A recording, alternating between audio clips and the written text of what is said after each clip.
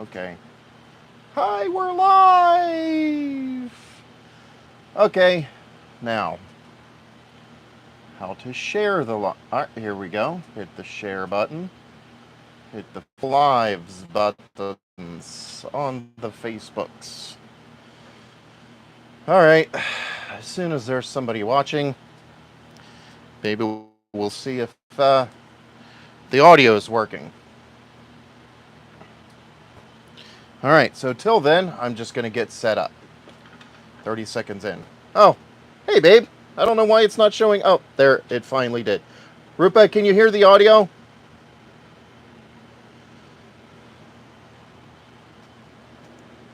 There may be a delay. Yes. Okay, sweet. Let's start this thing. Cheers, everybody, to tonight's live stream. We're not doing anything special other than a bunch of soldering action. Perfect audio and video. Nice. So, here's to an extra spicy night with a little bit more cinnamon than normal. And let's have a decent live stream. Cheers, mate. All right. What am I doing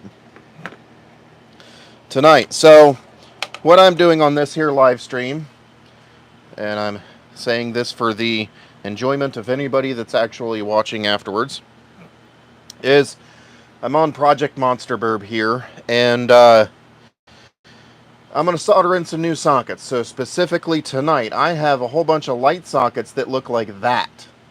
And they're not supposed to look like that.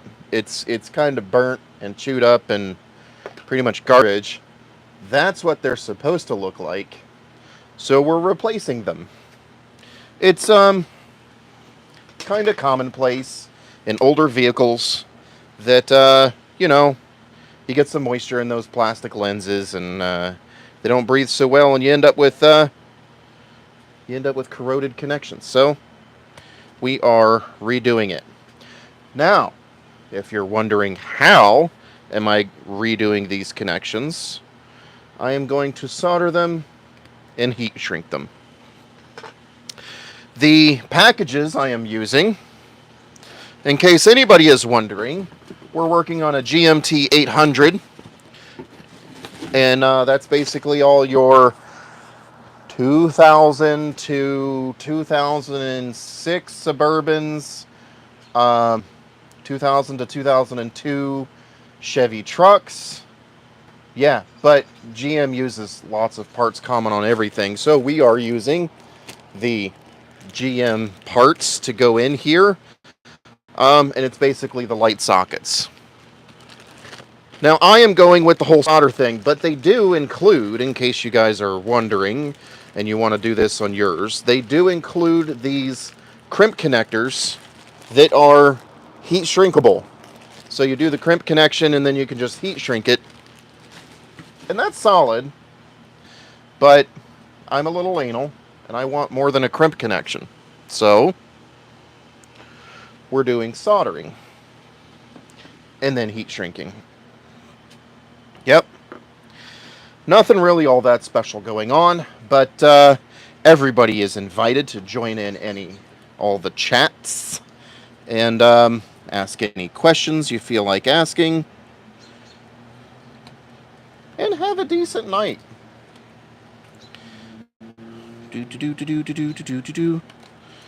This really is pretty straightforward stuff. For helping hands, I'm actually using it's the top end. Hi, Sarah. So for helping hands, I'm actually using the top end of this is just one of those Radio Shack, solder stations. So if you take the base off of it, then it gives you a bit of a nice little spot. So for this first one, all right, I got the grounds marked out. For this first one, I'm going to go ahead and use, so I got this here heat shrink that is, it's a 3-to-1 heat shrink. That means it shrinks 3 times its shrinkage, its size. 3 times reduction in its size. I don't know, but it has the glue in it, right? So a nice weather-tight connection. And so that's what I'm going with. I gotta. Looks like I'm gonna have to trim this up a little bit, maybe. Yeah, we can trim this up a little bit. Other than that, there's really nothing special going on. Just a bunch of soldering and installing stuff. I would love to know what you guys are up to tonight. I haven't really been up to a whole lot. Work has been crazy, as usual. I'm in air conditioning, so, you know, it's hot right now, so everybody gets very antsy this time of year. Oh, you know what I didn't do? I knew I'd forget something.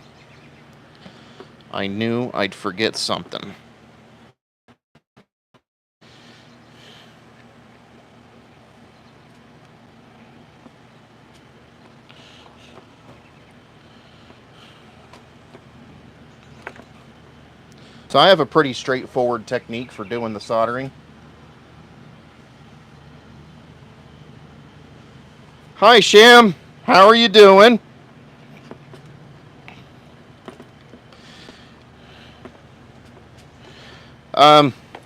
Anyways, I have a pretty simple technique for doing the soldering when you're joining the wires. A lot of guys go into the, you know, oh my God, you have to do this special kind of joint. And a lot of people get really carried away with the joints that they make when they're soldering. I don't. What I like to do is I like to take the wires, not twisted, just straight, and you stick them together so that they overlap. And then once they're stuck together, then you twist them around each other, and it makes a nice little tight formation of wires. Not that that's a physically... So here's the thing. A lot of people get concerned about the mechanical strength of a solder joint. I find that to be incredibly pointless. For one, the solder's holding pretty strong. Like, if your solder is breaking, it's the solder, not the wire, right? And if you're got enough tension on the wire to pull a solder joint apart, you have other issues. Like, find out what in the hell's pulling on the wire to cause that much problem in the first place. I mean, it's just kind of ridiculous at that point. So, cheers to 15 people watching. That's pretty impressive. That might just be a new best. Okay, now, my solder's behind me. I am using my TS101 soldering iron because I really like my TS101 soldering iron. Thing's fantastic. Setting it to 350 degrees. Yep, there we go. And go from there. Probably should come up with a better thing to do with the wire. Yeah, I need a holder. Definitely need to make a soldering station. But this thing does pretty darn well.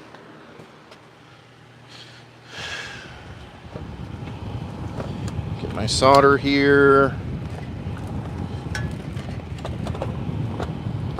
I must have left my Fluxit upstairs. That is unfortunate. Let's see.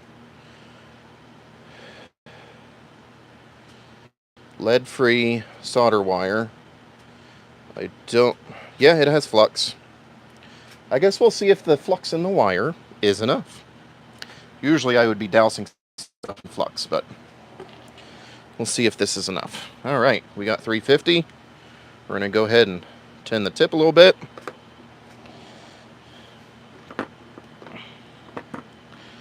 Add some solder. I find it's always very helpful to have a blurb of solder on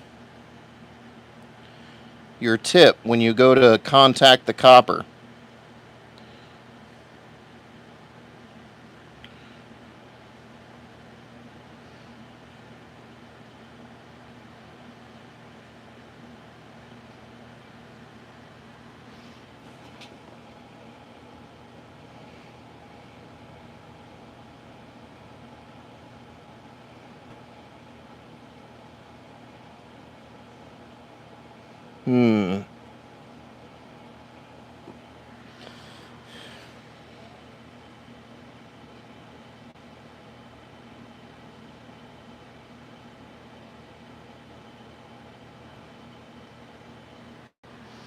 All right.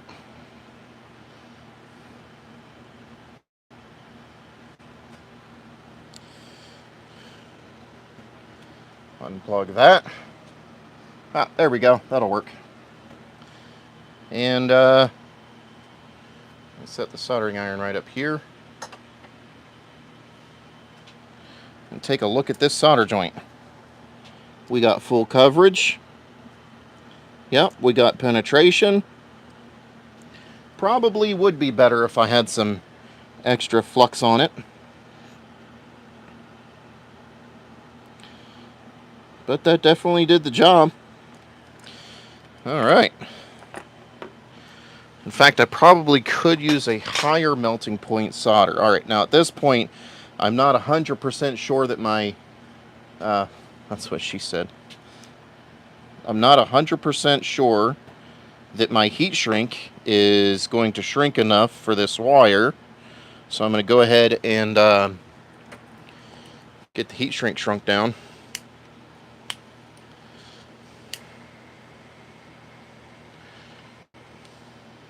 All I end up using my butane torch for nowadays is just a heat gun.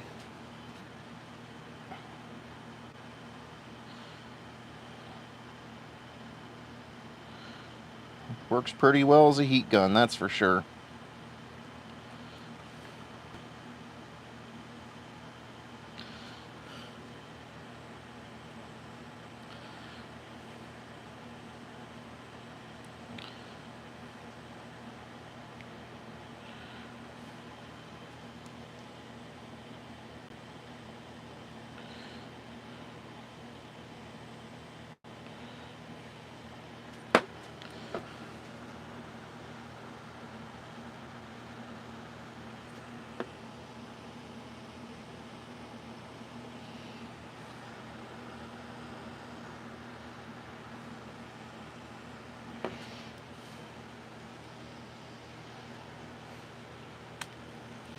All right.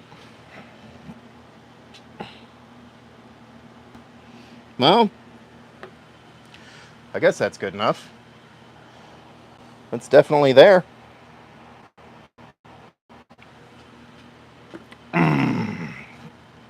Yes. Is it glued? Yep, it's glued. All right. It's not brittle. Okay.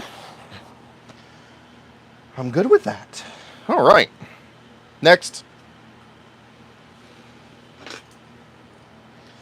Come on, somebody's got to have some stories out there what they've been up to these days. I definitely don't want to spend the whole time out here talking about myself. Get a piece of heat shrink. Pretty sure I can just half the heat shrink and still use it. So I don't need the whole bloody thing. You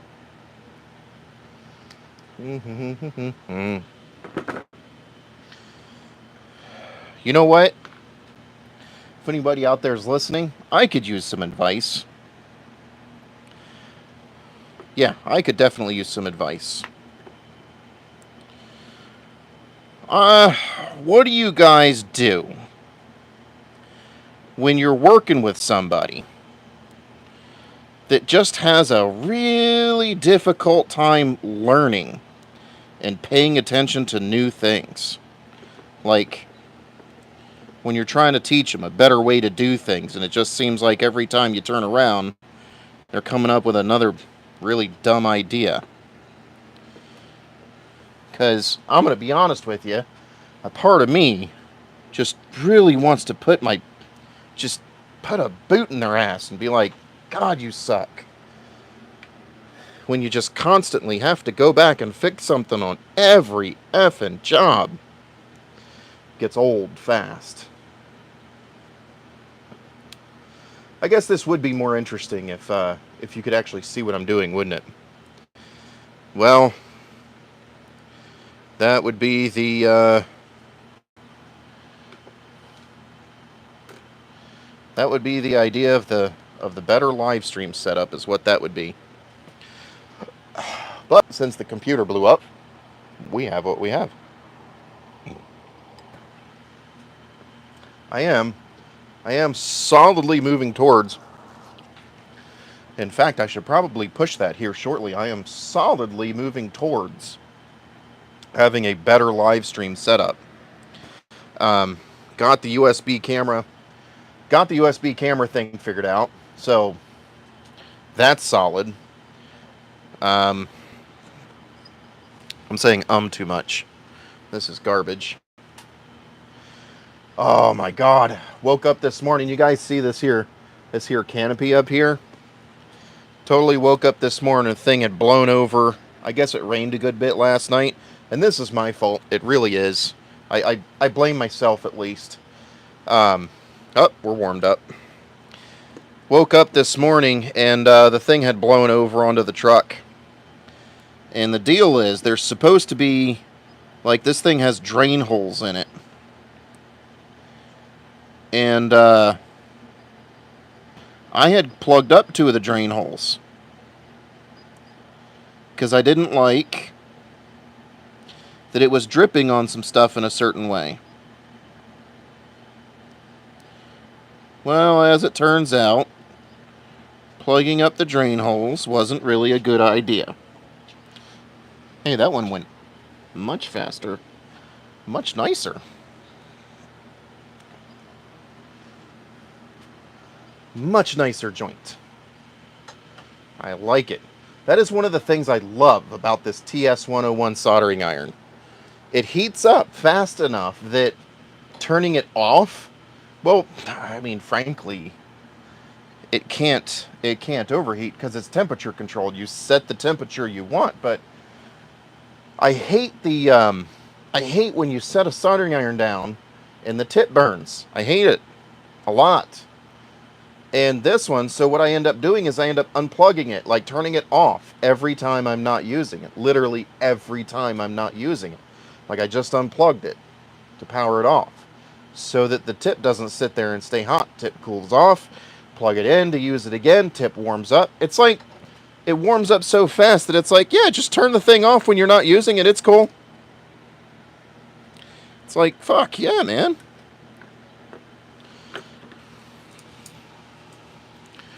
All right. Heat this heat shrinker up.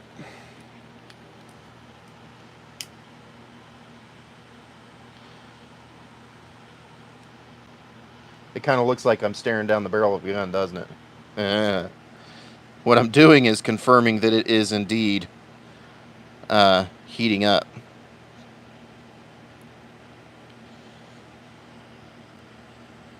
Probably could use a bit more heat on this here heat shrink.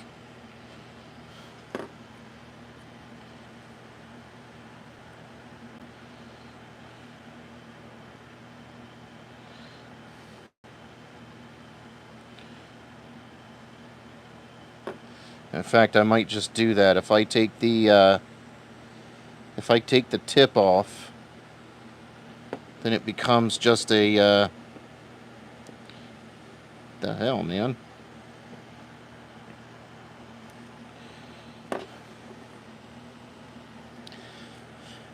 Yeah.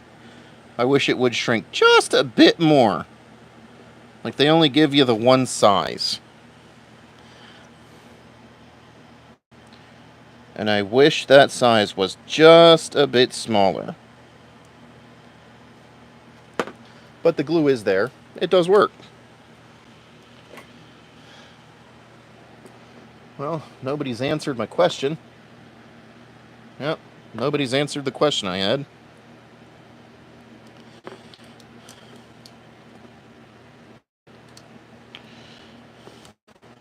All right.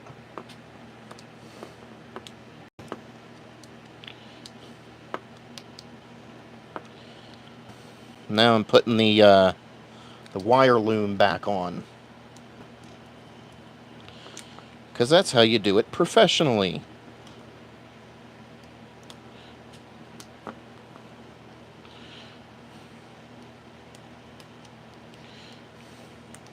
Ta-da! All right.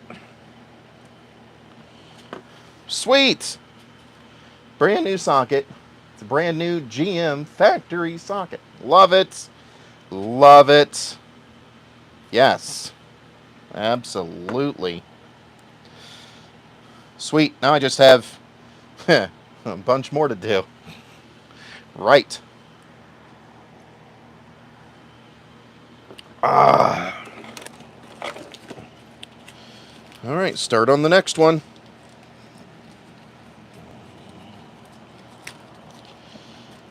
Ain't nothing but a thing. Okay. Now this one is the smaller version. I think I'm going to change up how I do this.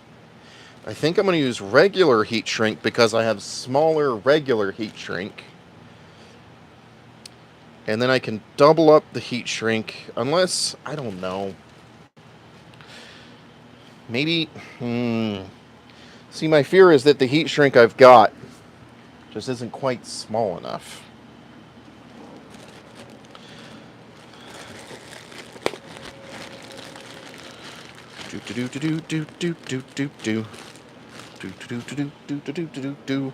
See?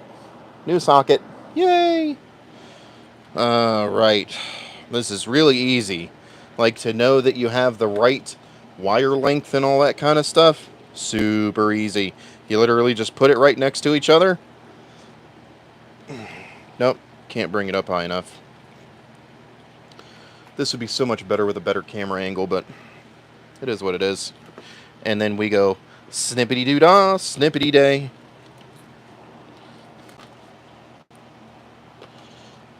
Ta-da!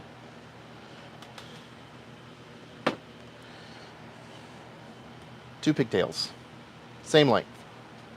Now when I join them together, that is the same length. Now what I'm going to do is I'm going to take my marker, and what they didn't do here is the new harness is just white wire, and obviously the old harness has colored wire. If you use a wiring diagram, you can determine, which wire's positive and, which wire does what and what you're looking for when you're using a wire diagram. So having the same color wires is not ideal. So I'm just going to take my marker here and make sure that the wire that will be joined to the negative, or at least the darker wire, will be marked. That way, if I ever have to go back and go, which one is which, I'll know.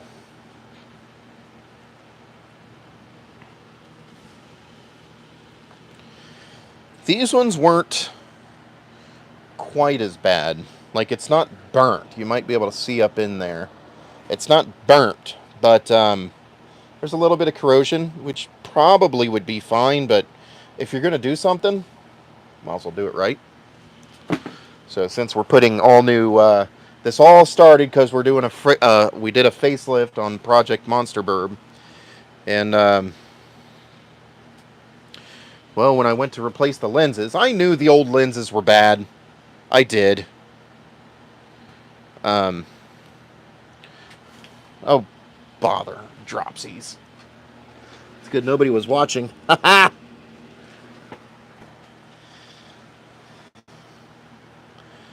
So yeah, I did know that the old lenses were bad. I literally was just waiting till I waiting to literally do this procedure right here. All right.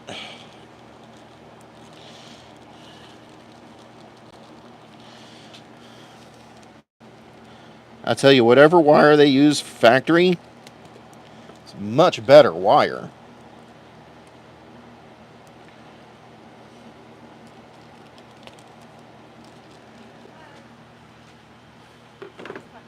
Hi. So I see this work on cars.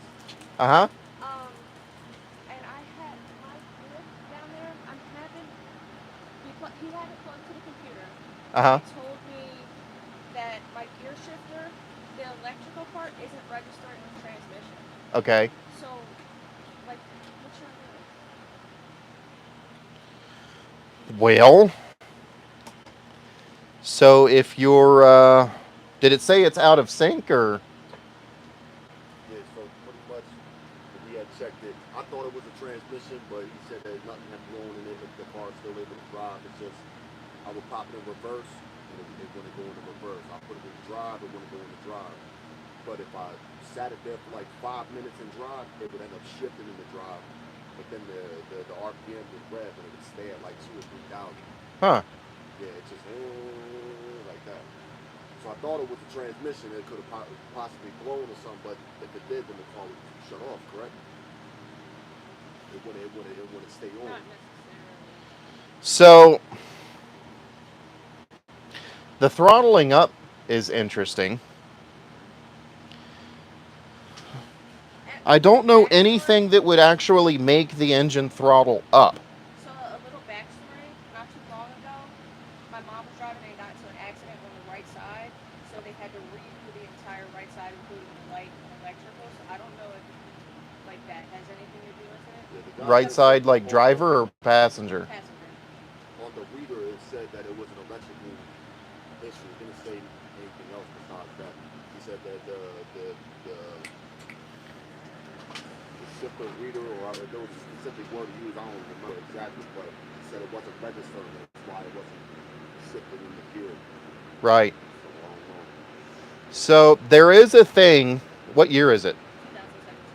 2017. Okay. So there is a thing where the. You're so nosy. Go ahead. Hi. There is a thing where the shift module and the transmission want to know that they're in sync. Because a lot of times nowadays they're using these flimsy cables to do the shifting.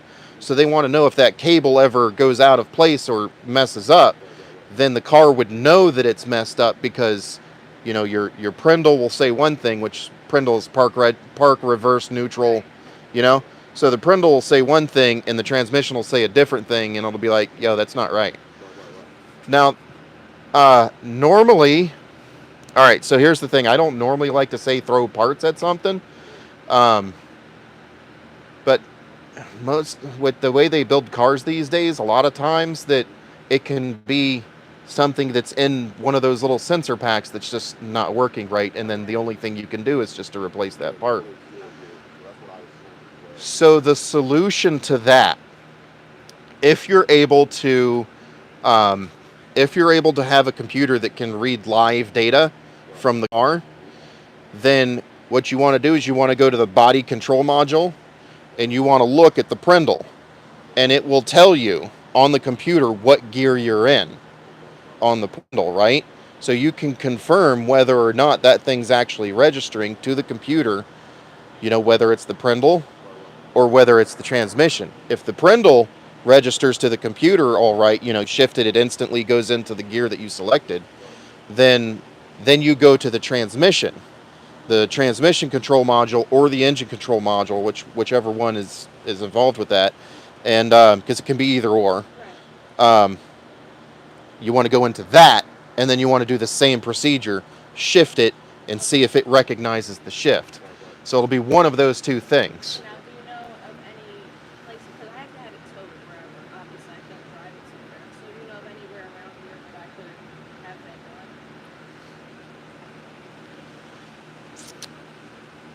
I'm going to be honest with you. The whole reason I work on my own stuff is because I don't trust any of the mechanics around here. I grew up in a family that worked on their own cars, but Yeah. it's from a time before computers. Yeah. And doesn't, but it's like, you know, they all are used to working on old GMCs or old Fords. And Right. it's easy to fix, but this computer shit is just like, So there's two ways to go about it. You can either go to the manufacturer dealership and ask them to confirm the position sensors of either of those parts. What brand is it? Buick. Buick. Okay. Yeah. So with Buick, any Chevy dealer, any GM dealership, Okay. it's all the same computers. Okay. Would I be better off going to one of like the actual like GM dealerships and taking it to auto lenders where I bought it from? Because I feel like auto lenders just loves to charge me for anything, and like even for the Diag, they charge $260. It's like Yeah, I understand the it's a feeling. business, but it's like Yeah, I understand the feeling. it's so interesting. Un- And how yeah. much work on the car? So the only other thing, other than the dealership, I don't really trust those guys a lot either because I mean, let's face it, it's it's the service writers that are the pieces of shit in that industry. They will find any opportunity they can to bill you for something, Yeah. and And that's very rarely are they actually honest. I literally walked into auto lenders and I said, my throttle body is going. I need it fixed. Oh no, it's not your throttle body. They did $600 worth of work, right? The car still doesn't work. So I had to bring it back a week later. And what did they say? Oh, your throttle body needs to be replaced. And I'm like, so when I came in here as a 30-year-old woman, you thought I didn't know what I was talking about, right? Yeah. So like we did this whole argument and got like half a refund, but like it's just to say like how they charge you. Yeah. They'll find anything to. They're like, oh, we clean this, and we clean this, and we clean this, and it should work. And So your only other option, and the only reason I bring up the dealership in the first place is I actually used to work at Mercedes-Benz of Westchester. So I can say from experience, there are mechanics at the dealership that are only interested in just doing their job in a wholesome way, like, hey, this is wrong, we can fix it, or, you know what I mean? There are mechanics back there that are like, hey, yeah, I can check this and find out what it is. But you got to get past the service writers to get to them. I have a friend that works at Audi, and he's one of those guys. It's like, I just want to fix it for you, nothing else. Yeah. And he works at Audi, and it's like, So the only other option is to find a reasonable, decent, independent shop. okay.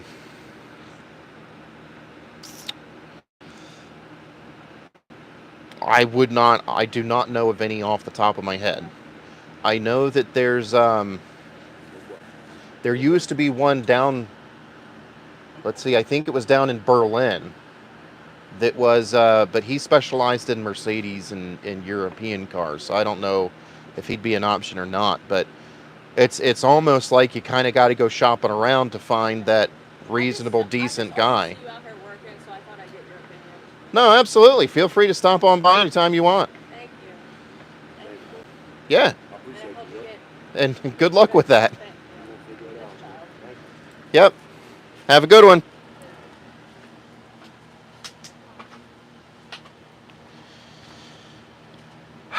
Okay, where were we? We are soldering some wires. I am ready to clip some things into place. I cut that in half. Hi, everybody. Sorry for... Oh, it was one of the neighbors, Rupa. It's one of the neighbors down the street. They, apparently they're having car troubles with some stuff. That's one of the things I really got to do. I gotta find a reputable shop around here. Even just to know one.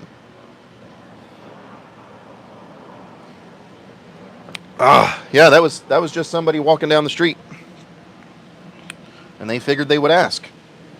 And I think that's fantastic. Anybody that's willing to ask a question, I'm willing to answer it.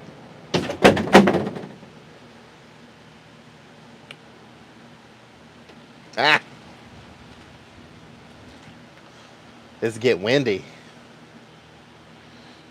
I don't want this new... Now I'm like nervous this new fucking tarp is gonna blow over too. Jesus Christ, it's only been 30 minutes. It already feels like an hour. Alright. Let's keep at this. Hopefully this wire solder's decent. It's actually looking a bit kind of crusty, so I'm a little worried about it.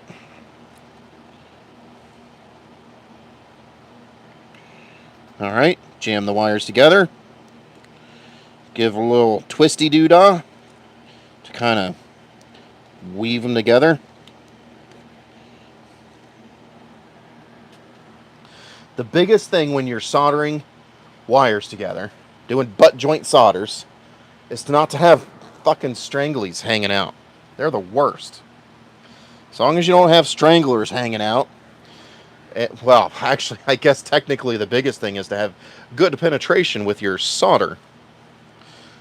But as long as you don't have stranglers hanging out and you're at least half decent at making sure you got good penetration with the solder. Excuse me, the beer's getting to me.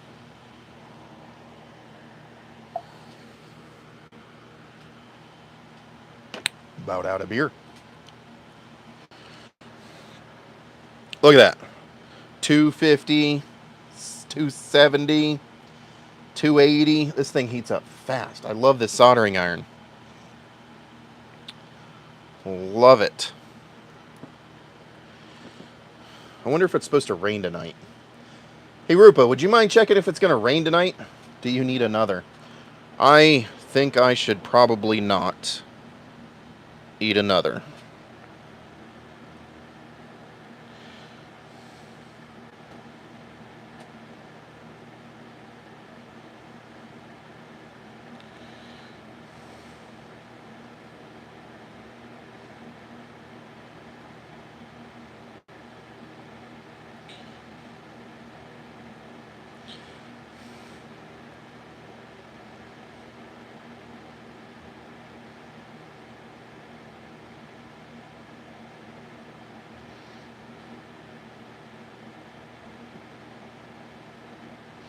Sweet! I am happy with that joint. No rain. Yay! Sweet. Yeah, I don't think I should do another. Smoothie might be nice. Peanut butter smoothie. Maybe a strawberry smoothie.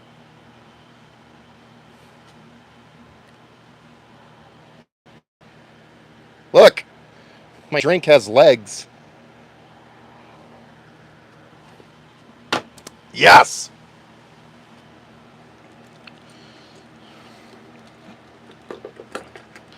Cause it's a great day to be alive. Bet you didn't come here for singing. But you got it anyways.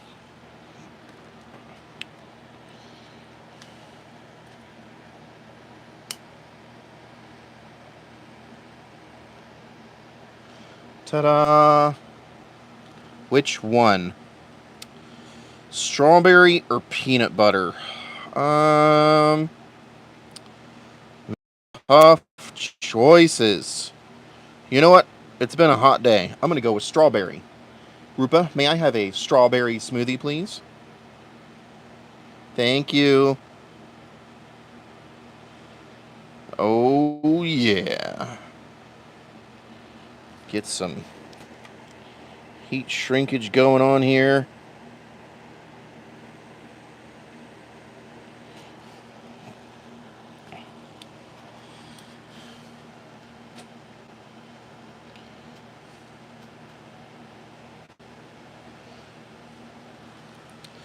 Yeah, that was a tough question. So those people had a question. Probably should remember their names, but I am terrible at remembering names. So they said their car would not register the shift, so you put it in gear. It wouldn't engage for a couple minutes, and then it would throttle up. I don't know anything that can happen in a car that would cause it to raise the acceleration unless I don't think this is it. Like, this is a long shot. But, so when the transmission control module on most normal vehicles, and I'm going to say normal like domestic vehicles for sure, the transmission control module, when it senses slipping, because they can register slipping. You have an input shaft sensor and an output shaft sensor, and if those two don't line up the way it knows it's supposed to, it's slipping. So when they register slippage, they will turn the line pressure up. Think of an automatic transmission as like a body, right? Am I foggy? I feel like the focus on this camera is fucking garbage. What happens if I do this? Will it focus? Focus? No, fucking garbage. Anyways, so if you think about an automatic transmission like a body, like the human body, your muscles and your limbs, they need blood flow, right? Well, if you're running, you need more blood flow than if you're just walking. So your heart, when it senses it needs more blood flow, will speed up, right? So an automatic transmission is kind of similar. Each one of those clutches in there needs a certain amount of fluid. And it's both flow and pressure based. And when the transmission senses that it's slipping, it will increase the line pressure. Now, it increases the line pressure by closing a bypass. So all automatic transmissions are considered a system of controlled leaks. There's a bypass regulator on the main pump that's right behind the torque converter. And what it does is it opens that regulator and bypasses a certain amount of fluid to maintain a specific pressure. And if it needs to raise the pressure, it can close off that bypass more, raising the pressure. If it senses that there's slipping in the clutches, it'll actually raise the pressure to help overcome the slipping. In other words, it hits the clutches harder. There's a slim possibility, I'm thinking, and I'm probably wrong, but I'm thinking there's a slim possibility in that circumstance that the computer is sensing that the line pressure is not high enough, so it's bringing the throttle up to work the pump faster to raise the line pressure. That is the only reason I can think that a car would actually want to raise the throttle. Unless you go way down the rabbit hole and say that there's a computer malfunction causing the entire problem in the first place, and a computer malfunction being it has all the wrong inputs, like a legit malfunction. If there's a legit malfunction, then it could be giving a throttle. It could be giving a throttle response as more or less like a dying breath. That is like the worst way to put it, but because the car 2017, all the cars are drive-by-wire in 2017, so all the computer has to do is just tell it. It's not like it's a cable. It's just the computer just tells it to open the throttle.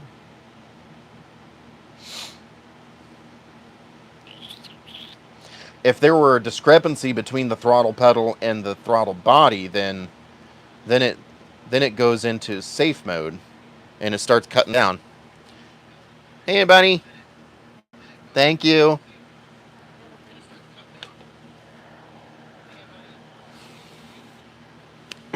Fantastic.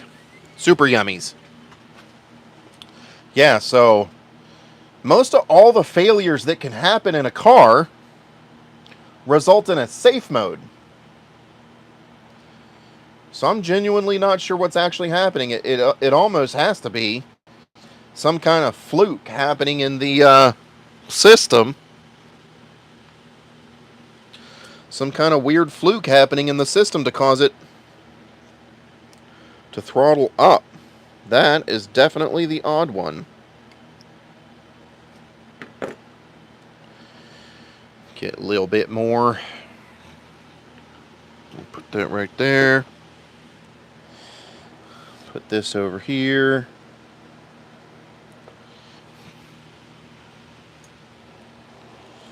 Shooby-doo. Shooby-doo. Shooby-doo. Shooby-doo. Do-do-do-do-do-do-do. Do-do-do-do-do-do. Please don't collapse on me. I just got you. Please don't collapse on me.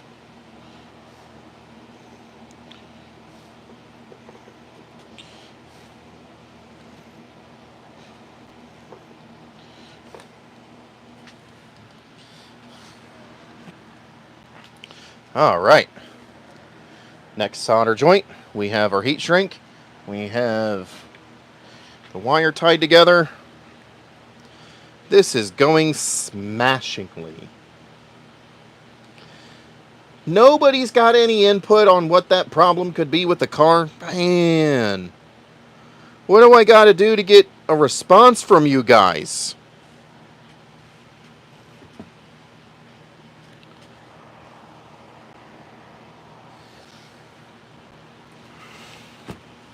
Maybe I should have more dad jokes.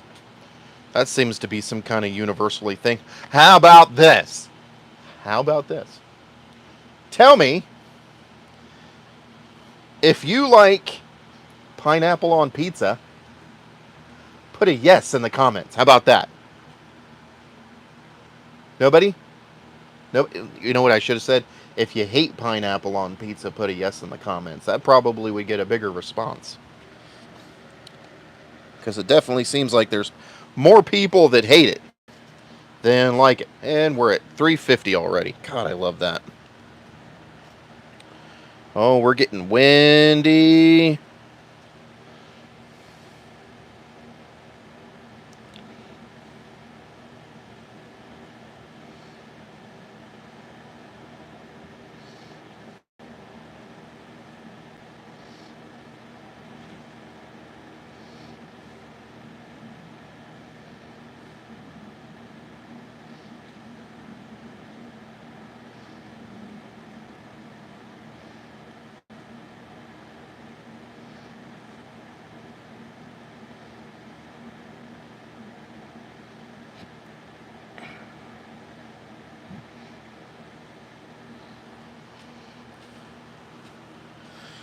Ta-da!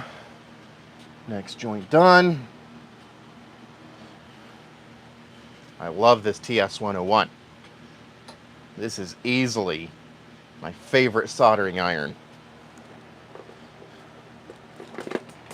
Ow. Dropping more stuff. Oh, yeah. Love the way that joint looks.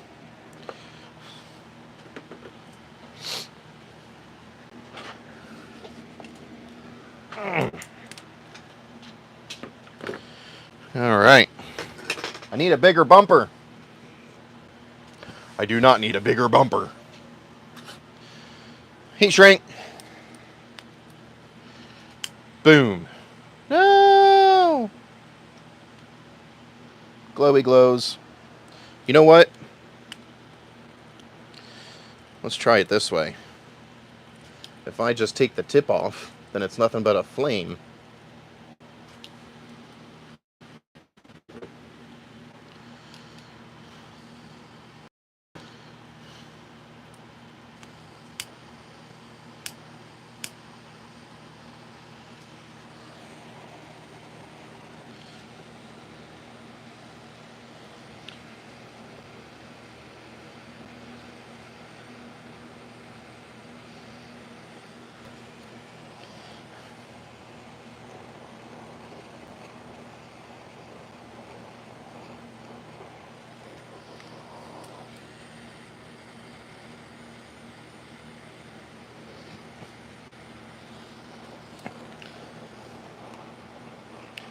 Yeah, baby, yeah.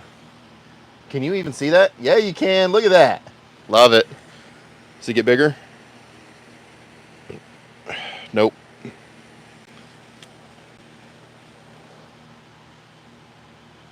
It's my lightsaber. Wow, that takes a while to die out. I did not know we had street lights. Shows how much I pay attention. Alright. Giggity. It's McDonald's, y'all. Because I'm loving it.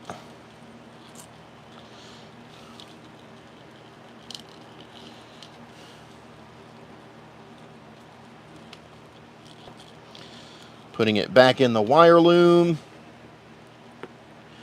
This is going to be so sweet. Freshy fresh. Like brand spanking new.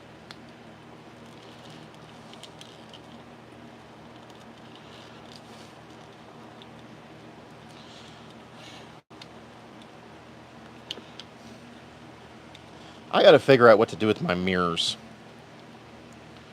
I got a busted mirror. Problem is, I got a busted mirror, and they don't make any decent... Like, you can get...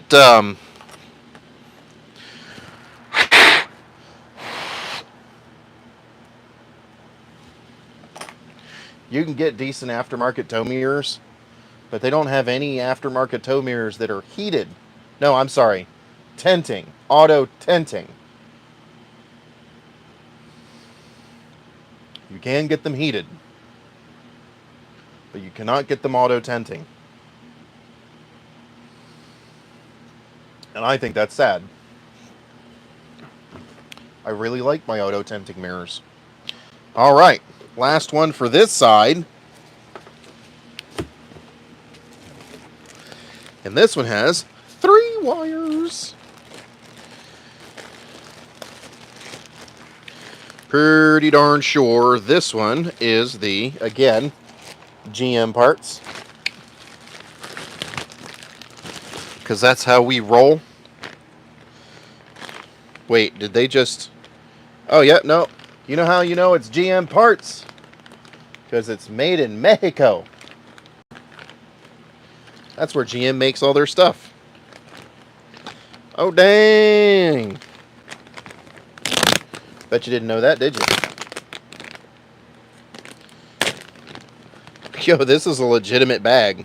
Like, legitimate GM parts bag. That's kind of cool. This is the same item that you would get if you had this done at a dealership. Which means this repair is actually better than the one that would come out of the dealership. Why? Because the dealership, you can bet your titties, would use the crimp connectors. 100%.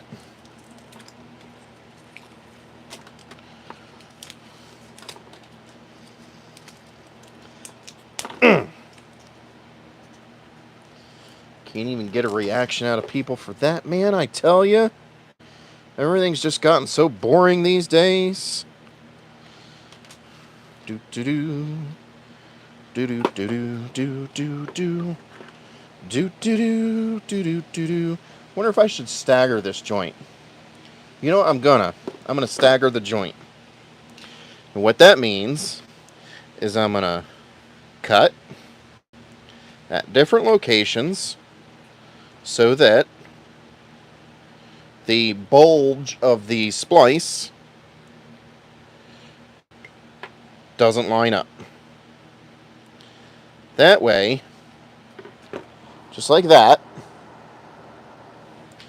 that way, now I gotta make sure I get this right.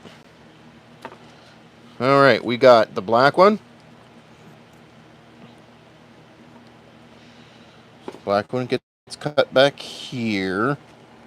There's a black and a brown. Yes, Rupa, I can tell the difference between black and brown. Right up here.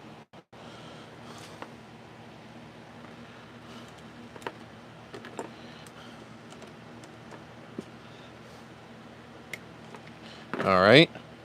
Then the brown is the middle. That's this one.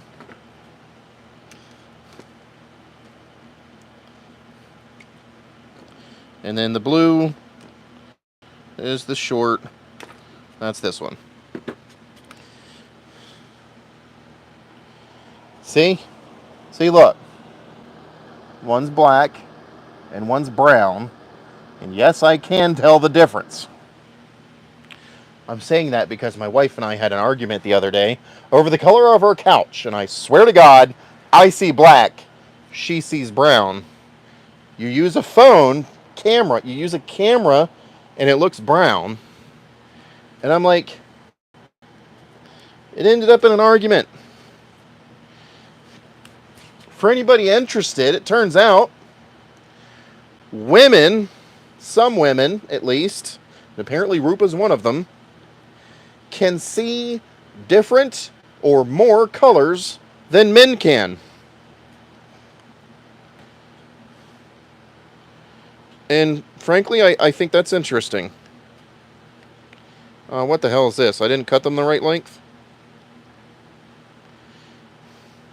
That'll work. Okay. Get my marker out again.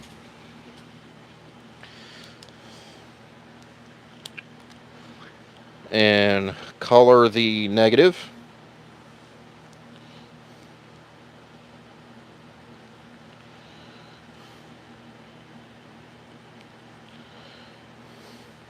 In case you guys are wondering,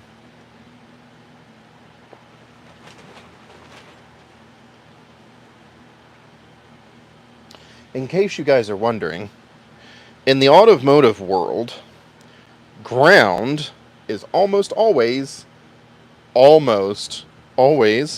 black.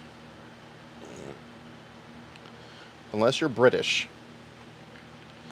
Because for some reason, those hosers like to put ground as positive.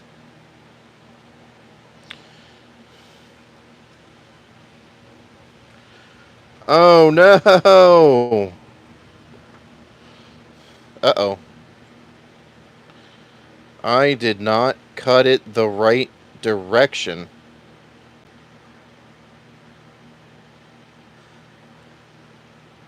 I messed up. But it's alright, I can fix it. I can fisk it. Okay. Get this one over here. This one needs to be cut here. And this one needs to be cut here. And shave a little bit off of this one. Right? Yes. Yes. That's what we're going with. See, this one isn't too terribly bad either. Like, you can see it's not... You can see the green of the corrosion and the... that it's not... Like, this is what it's supposed to look like, right? Yeah. But, it's not that bad. But now it's factory. Yes, sir. And we go through and we strip. Because we like stripping.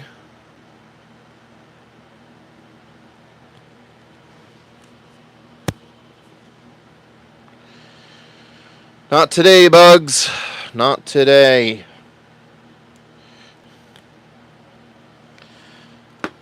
Strippity-doo-dah, strippity-day.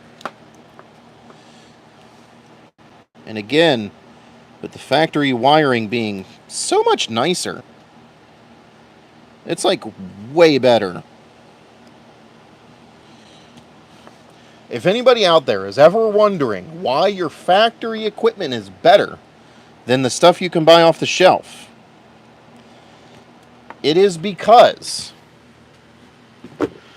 the factory, let's take GM for example, the factory says, hey, we're going to make 50,000 cars, right?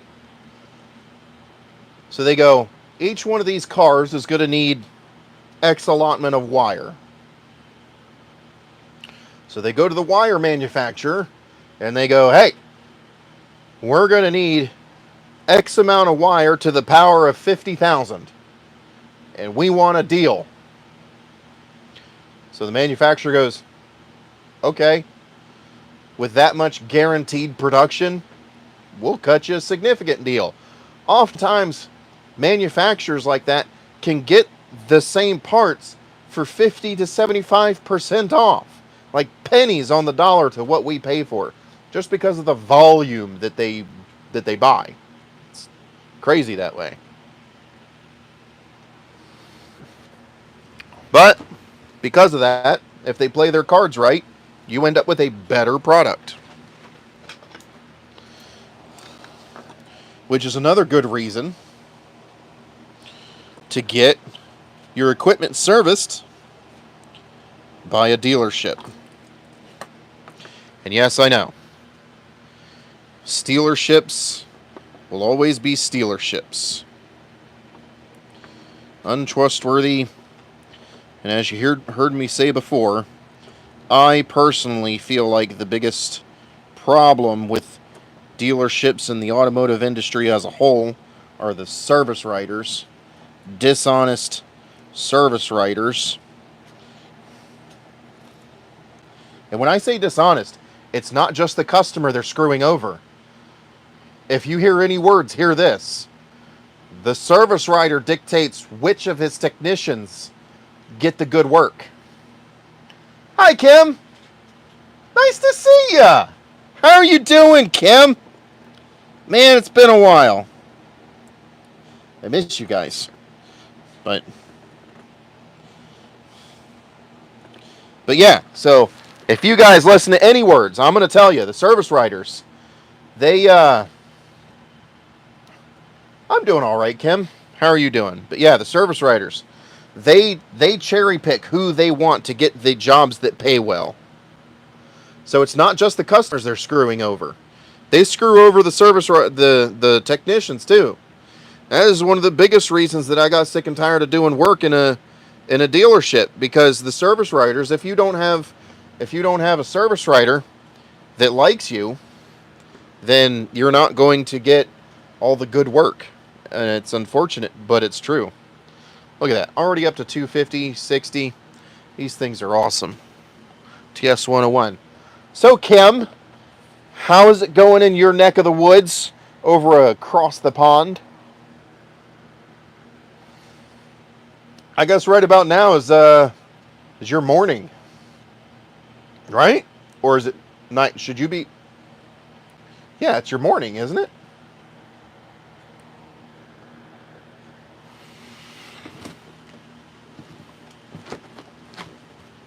I don't know. I'm a dummy. It's warm, like 29 degrees Celsius. Oh, you're going to make me do math. I'm going to have to do it. So anybody that wants to convert Celsius to Fahrenheit, you take, she says it's 29 degrees. 29 times 1.8 plus 32, 84 degrees. It is 84 degrees in freedom units over there in Netherlands, if I'm not mistaken. No, Night, I woke up and saw you were streaming. Aw, you're such a sweetheart, Kim. Thank you for attending my stream. Pardon me while I solder this joint, because that's what we're doing tonight.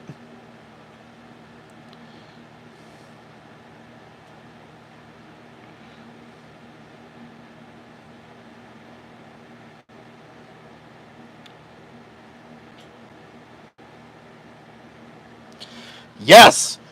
Beautiful solder joint. Loving it. So, what are you building in newbie language? What is newbie language? Anyways, Kim, we are replacing the light sockets on Project Monsterburb. The light sockets is in the turn signals and headlights. Our light sockets over the years degraded. It's these things right here. So the light sockets over the years have degraded to the point where they're oh my god, I just did it.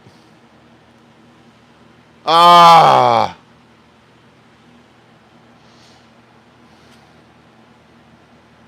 There's always that one time that you forget to put the nut on. Every time. I forgot the heat shrink. Son of a gun.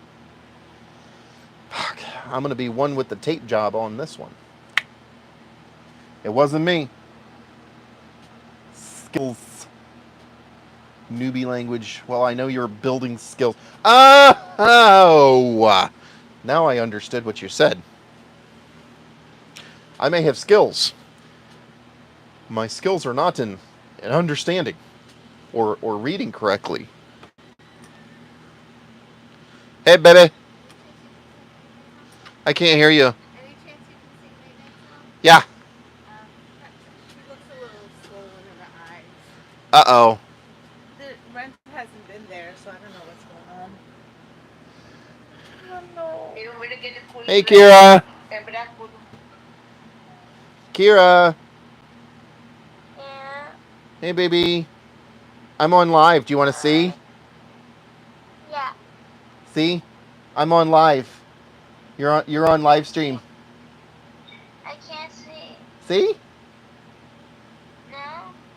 Uh-oh. I think it froze. It did. It froze. Mommy, your phone froze. Give it a second. Wait, what's this button? Oh, that's weird. Did it hang up? No, but it's got this picture. Hi, Kira. Hi. See? We're on live. See, that's the camera setup right there. How are you feeling, baby girl? My eye hurts a little. Your eye hurts. Did you wash your face? No. Well, you gotta wash your face, baby girl. She don't want to get up from the bed. I bet. How about this? I'll sing you your night-night song, and I'll do it live on camera if you go wash your face. Okay, is that a deal? Pinky promise? You got a pinky promise. Man, I want to record this. Okay. It is being recorded. Ready? All right. Saturday. It's Thursday. Thursday night live in not New York City. All right. Ready? Kira, baby, you're the one. Kira, baby, you're so fun. Kira, baby, you're the only one for me. Deedly dee dee. I love you, baby girl. Love you. Now go wash your face. Okay. Okay, I love you. I don't think I can get up. My hip hurts a lot. Go wash your face. It'll feel better. My hip hurts. Does your face hurt? No. It's killing me. That's good. But you touch your... Go wash your face. Silly girl. Soft. All right. Here. Oh, all right. Well, everybody got to see that now. Whenever you come up, redstone technique is more than I can understand. Nah. Honestly, I haven't even played Minecraft in quite a while, actually. I don't know what it is. I got kind of disgruntled with it. I do know what it is if I stop and think about it. I've had so many projects that I've had to work on. I got Project Monster Burb here that 1.21 yet. But I got Project Monster Burb that I've been doing a lot of work on. Like, a lot. I've had to do engine rebuilding stuff and had a lot of problems with oil consumption. I had to work on that. We got the facelift going on. So yeah, there's been a lot of work going on with Project Monster Burb. And I'm also working on developing control systems for HVAC stuff. So I'm working on that. So yeah, I just really haven't had time. I've been devoted to other things, I guess. Chris would probably give me an earful because I'm not doing the Minecraft thing. But is what it is. Is what it is. In fact, honestly, the live stream here tonight is kind of, I'm not going to say a Hail Mary, but somewhat of an afterthought because I haven't been able to produce any content recently. No, if that's what you have, your interest. It's not that I'm not interested. I love Minecraft. It'll always be my game. So it's not interest per se, but probably closer to understand as like a private responsibility.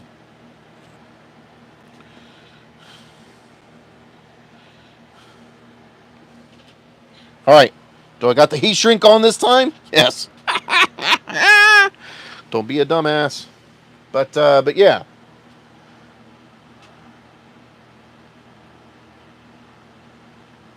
Trying to understand the the monster burb thing. Oh okay, yeah. You said mega mega bulb, probably an autocorrect.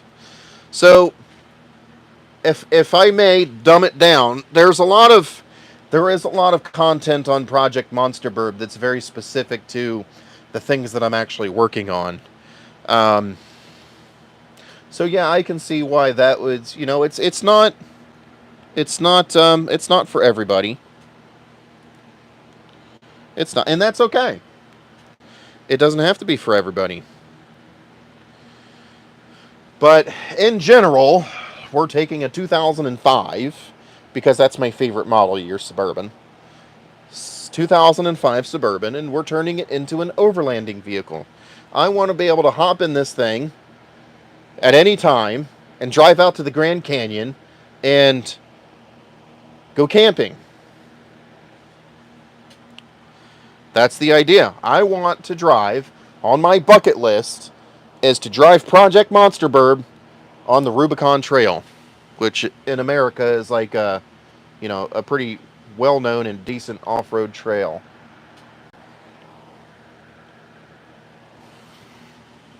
So everything that we're doing is one. Most of the stuff that we've been doing recently has been specifically geared towards making the truck more reliable. Ooh, I am way interested in a van with solar power that I can travel around with. Yes, very similar thing. Only instead of a van, it's a Suburban.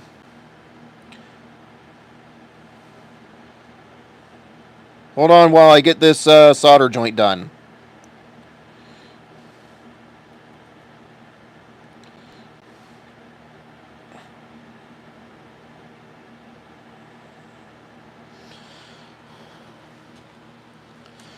But pretty much the same thing. Um, I would say the biggest difference is the Suburban is significantly better at off-road, like serious off-road terrain than a general van. That's probably the biggest difference. Um, no, I say that, but realistically, the biggest difference is the amount of room that each one has inside. Because a van has a hell of a lot more room inside than a Suburban.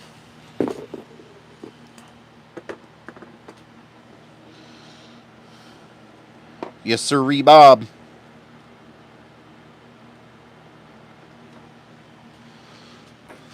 Torch.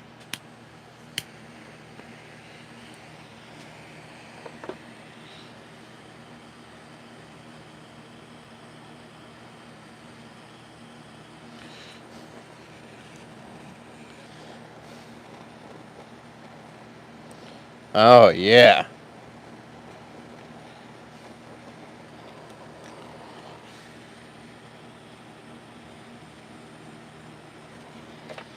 There we go. Got a fly crawl up my leg.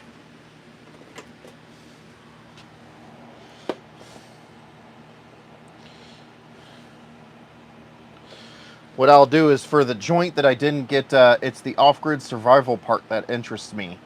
The van life.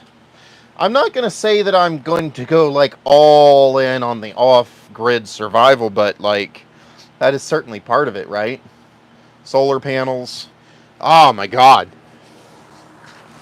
What I have a pipe dream. I want to make it electric.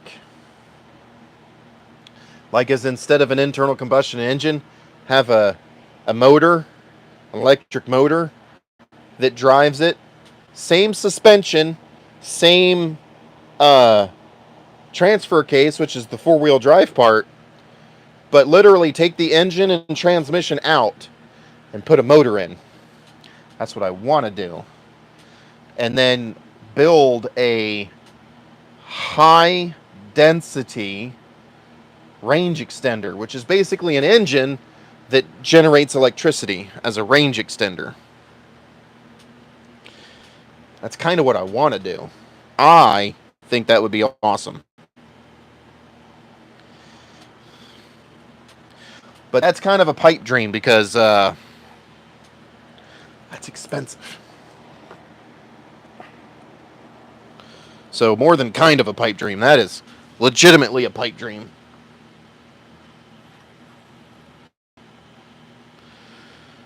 Oh, there would be some... Europe would be a beautiful place to do that too. All the history and fun stuff in Europe, going to other countries and doing their stuff.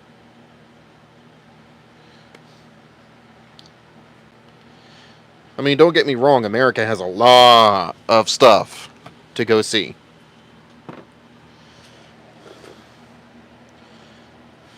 But I don't know, there's something intriguing about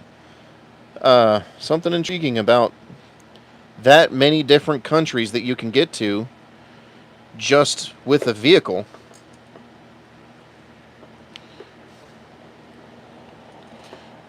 Definitely for shizzle.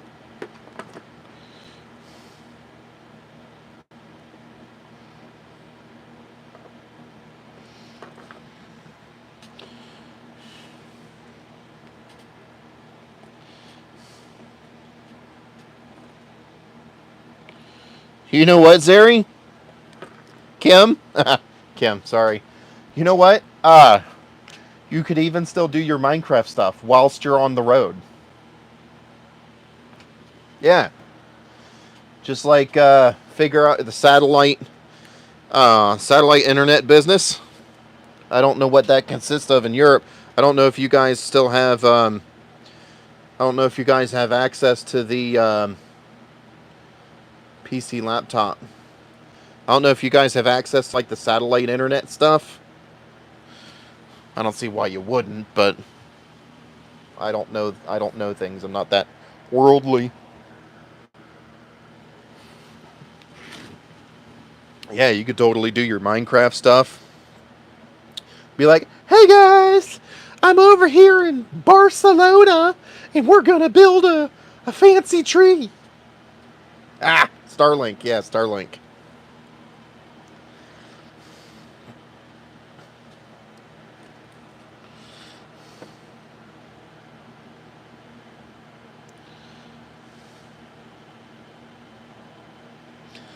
Pardon me while I solder this here joint.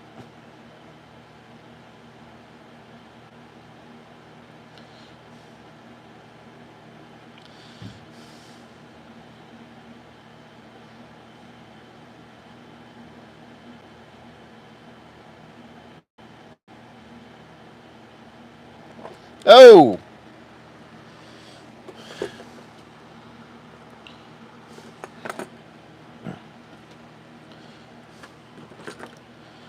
Dang it. My holster fell over.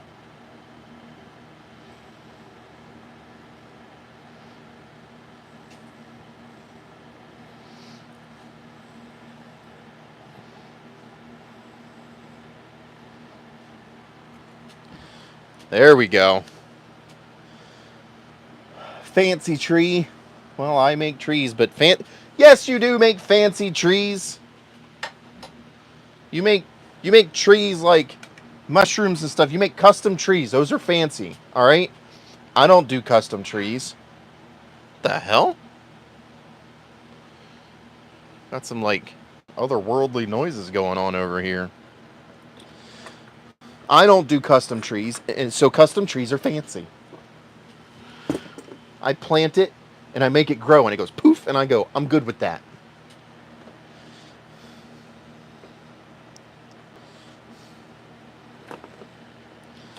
Not making fancy trees. Get the hell out of here. Everything you do is like fancy.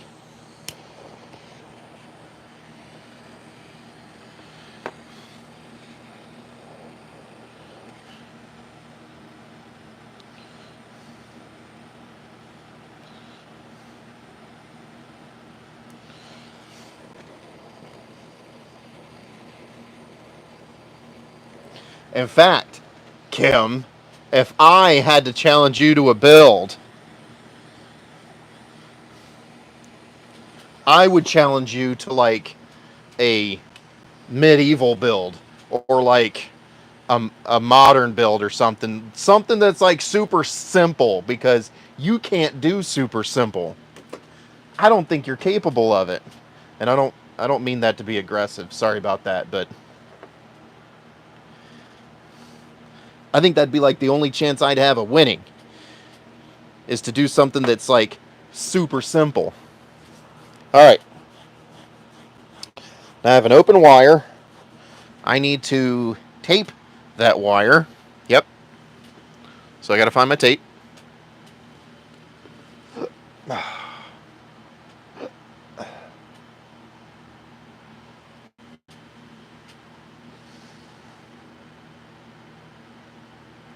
Choose what you should build for a one chunk series.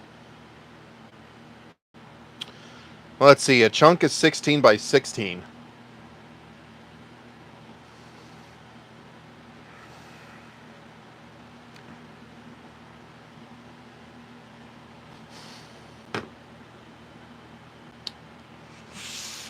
I think you should build a dirt house. And not just like a normal dirt house, not just like the regular starter dirt house.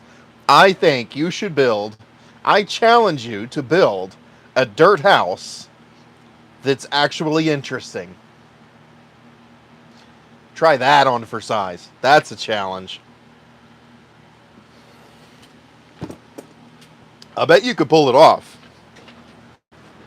But that's a challenge. A bloody dirt house. Oh, I'm going to be walking like a cowboy. Where's my tape? Here's my tape.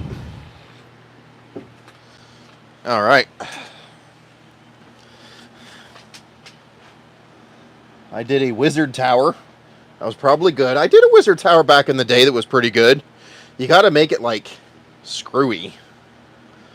A rocket, cool. A windmill. And you say a dirt house? Accepted, Ren. Yes. But not just like a regular dirt hut. I'm talking like a dirt hut that is actually interesting. Something that makes you go, oh, look at that.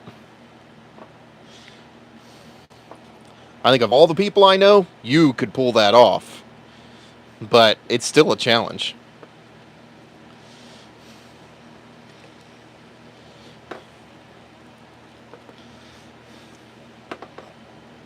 Ah.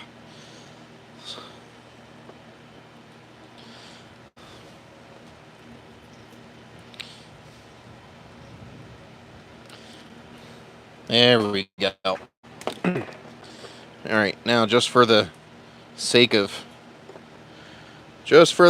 making it even a little better with redstone, no redstone necessary. Just a dirt hut that is interesting. Because if you think about it, most of the time people do a dirt hut, it's like, oh, that's a dirt hut. But I'm talking like a dirt hut that you go, Holy shit, that actually looks pretty cool. That's a challenge.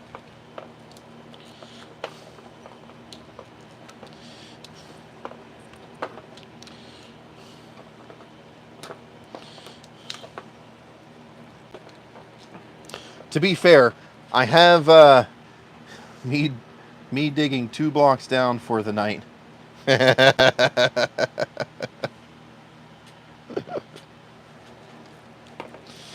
Oh man, better make it 3 blocks.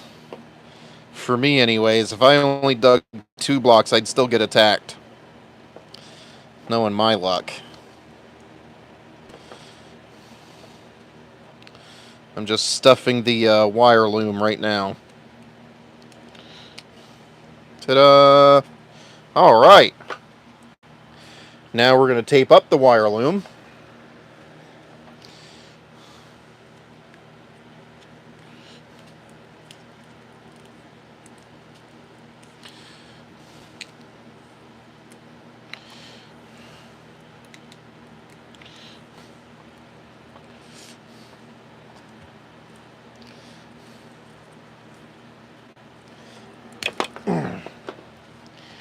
I do like how Chevy does their tape. You know, whatever you do with your hands that is outside the frame.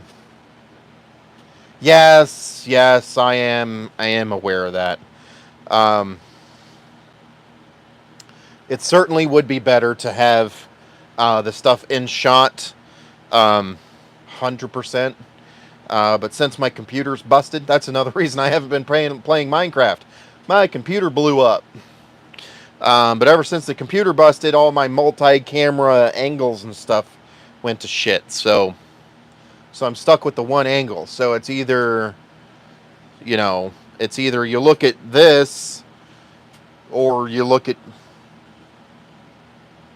when I put it that way, it probably would be better to look at what I'm doing, because my face is ugly as shit. Nobody wants to see that. But that's what we got anyways.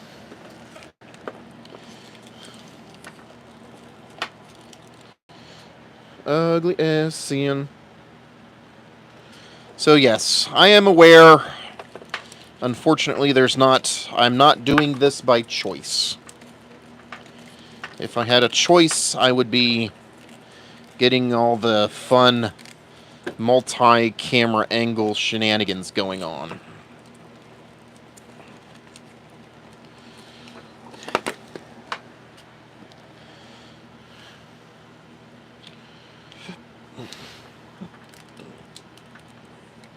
I had a system like that set up. I did. It was nice. Had it actually functioning really nice right at the end. Which is probably why the computer decided to give up the ghost at that point. But I had it set up so that I could screen share. Like in the laboratory, I could screen share. I could populate 2 frames.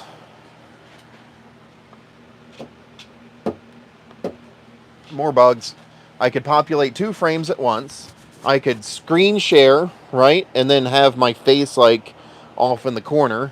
And then I'd have a camera angle of the workbench. So there'd be like an overhead camera angle of the workbench of what I was doing.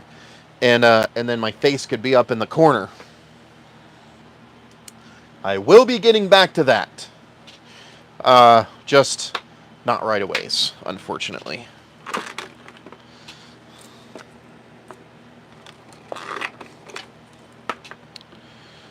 What'd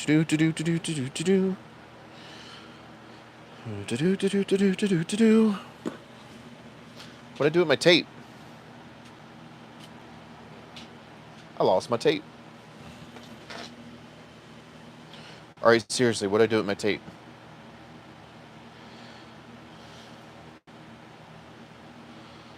I just had it. Go check the 10 millimeters. It's next to the 10 millimeters. I'm sure of it.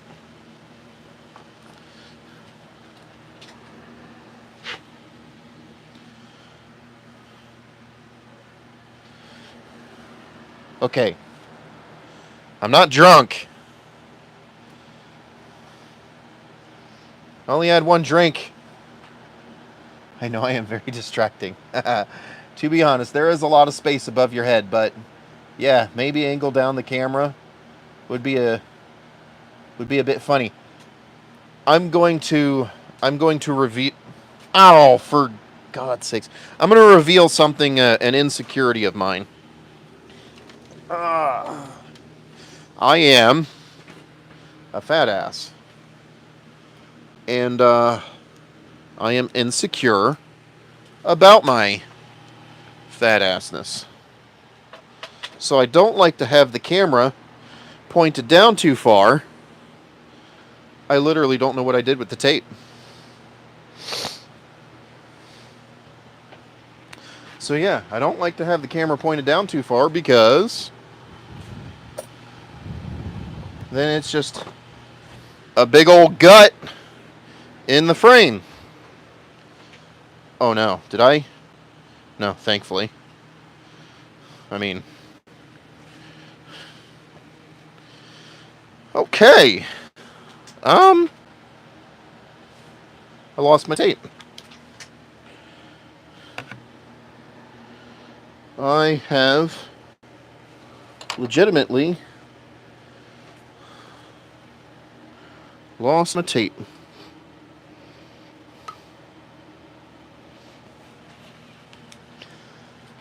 Oh, buggers. What did I do? Don't be silly. We love you for who you are. You're a very kind soul, Kim, and I appreciate that. I do. Doesn't change the fact I'm insecure about myself, but I do appreciate your words of encouragement.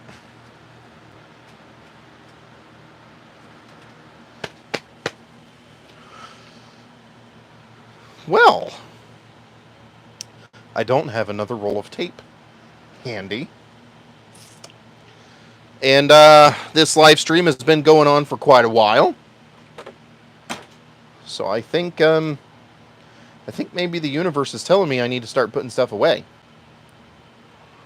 I'm kind of getting that feeling because I just lost my tape.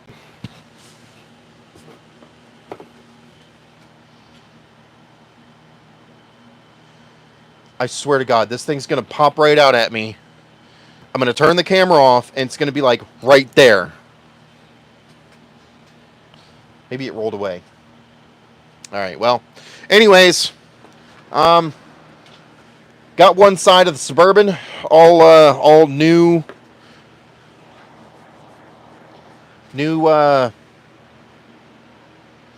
oh, I can't even take that thing off conveniently. Man, I really buggered that up. Screw it, let's do it anyways. So, I'm going to show you. Beware of some camera jiggle. Yep. Do.